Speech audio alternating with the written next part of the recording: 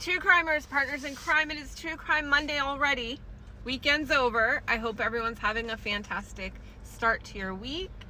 And it's already True Crime Monday. So, I have a new disclaimer or disclosure. Not sure which. Let's call it disclaimer. One that I'm trying to be more sensitive. The following content is based on publicly available information and is intended to inform and engage audiences interested in true crime. That means this is not fact. These are my opinions, my thoughts, my speculations. Please form your own opinions, and this channel is just to discuss the latest, the cases that are close to our hearts, the true crime cases, those in the true crime community. I'm sure you're sensing maybe you're missing something. I'm just responding to a few comments I have gotten about how my channel is dangerous. It is not dangerous. I am not reporting facts. I am reporting on cases so we can discuss them. Because if I didn't have you guys to discuss them with, I would have nobody. And I'd be sitting there with all this stuff in my head.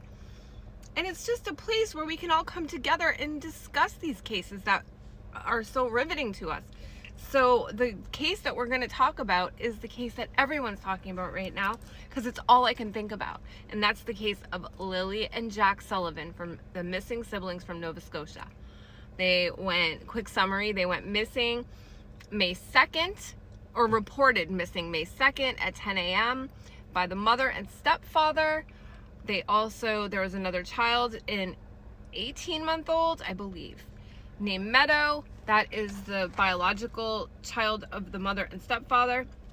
The two children are the mother, the stepfather.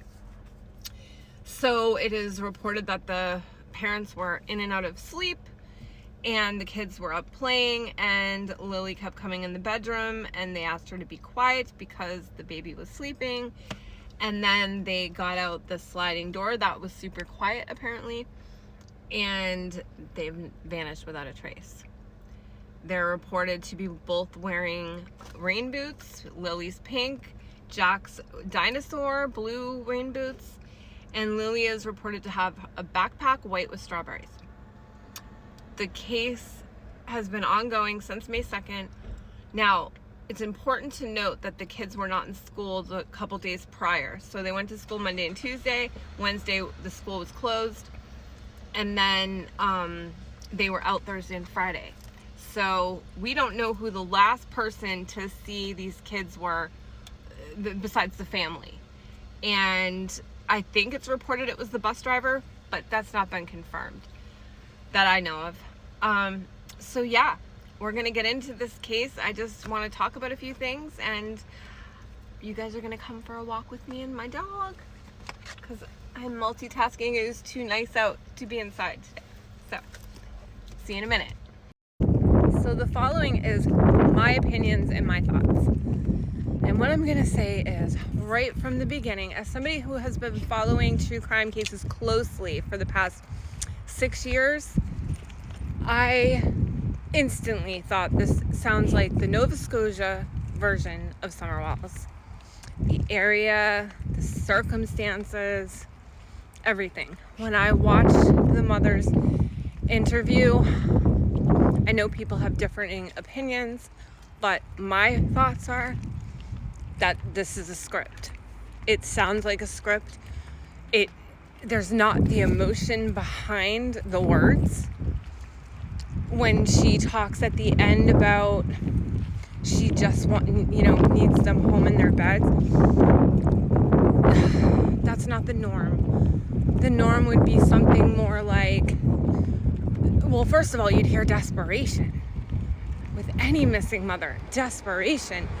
You don't know whether your child is hurting, is hurt, is okay, is scared, cold, hungry, and all of these things for the norm, in the normal situation, would just make you feel despair, right? And there's none of that. It's all nonchalant, very matter of fact.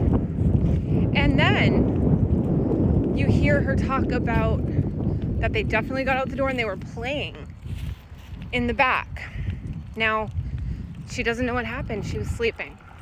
She didn't even hear the door. She can speculate. She could say, my guess is they went out the back. There's no other doors they could get through. But that's not what was said. It was, they got out the back and they were playing, but we found out after. Well, how did you find that out after? How did you find out they found out after? How? It's just, they're so matter of fact. If you don't know what happened, all possibilities would be on the table. Okay, we're back in the car because it was too windy. You can't hear me. So I was just talking about the mom and her interview, and it was just, you cannot tell me, my opinion, that it wasn't a script. There's even moments in it where she kind of feels like maybe you can tell she got off script, and she's quick to get back on it, but it's just the peppermint planting flowers. I am struggling to film this. My dog was losing it on another dog, and now I'm at home in the car.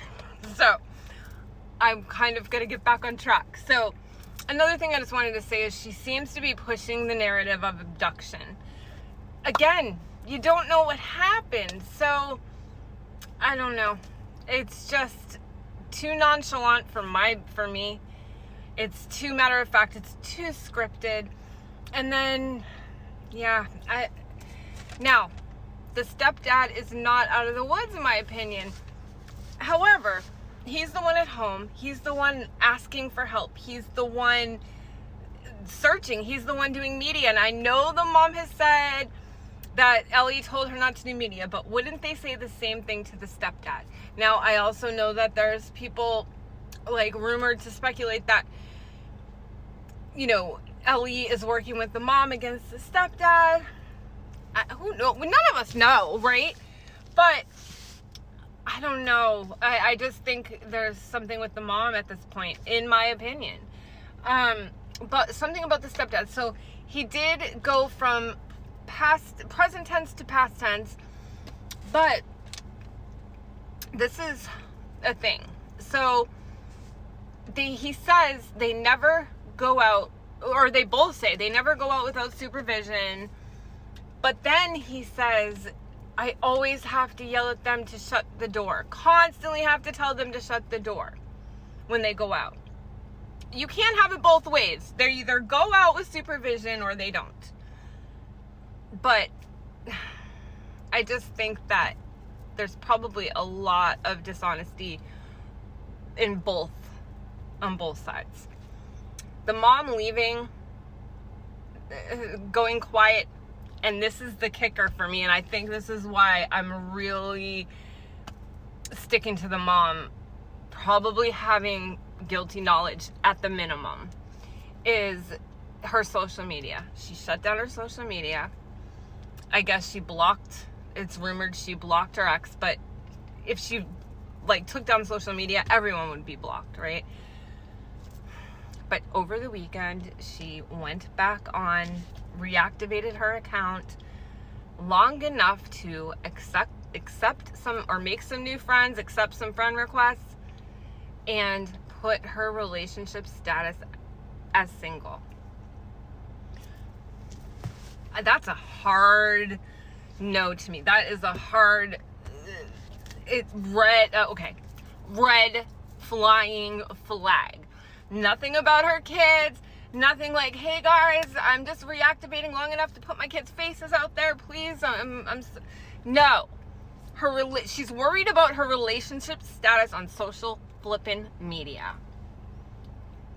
Yeah. I don't know what to say on that. It's not something that I think us moms there wouldn't even be a thought about that. It should not even be a thing right now that she cares about. So anyway, that is where my thoughts are going. I'm really, really just kind of trying to follow every little thing. But in my opinion, at this point in the story of this, the mom is suspect to me. Number one top suspect. So I want to know what you guys are thinking. At this point, Monday, what are your thoughts? let me know in the comments, and I will see you.